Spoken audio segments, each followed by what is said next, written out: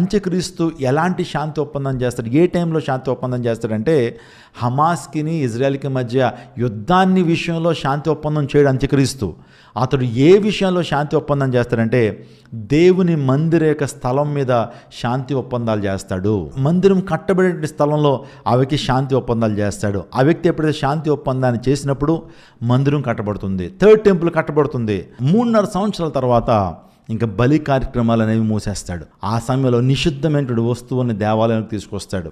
ప్రజలందరూ అనుకుంటారు, ఏం చేస్తున్నాడు ఈ వ్యక్తి, ఇప్పుడు వరకు ఈయన మెస్సయ్యగా నమ్మాం, నిషిద్ధమైనటువంటి వస్తువుని తీసుకొస్తున్నాడు, దేవునికి అసహ్యమైనటువంటి కార్యాలు చేస్తున్నాడు, దేవునికి అసలు నచ్చనటువంటి విరుద్ధమైనటువంటి కార్యాలు చేస్తున్నాడని అప్పుడు ఇశ్రాయేల్ అందరికీ ఇక్కడ అర్థమవుతుంది, ఈ వ్యక్తి నకిలీ క్రీస్తు, ఈ వ్యక్తి నకిలీ మెస్సయ్య, ఈయన అంత్యక్రీస్తు అని అప్పుడు తెలుసుకుంటారు. అంటే మందిరం కట్టబెడితేనే కదా బలి కార్యక్రమాలు మందిరంలో జరుగుతాయి. ఇప్పుడు ఆలోచన చేయండి, బలులు నిలిపివేస్తాడంటే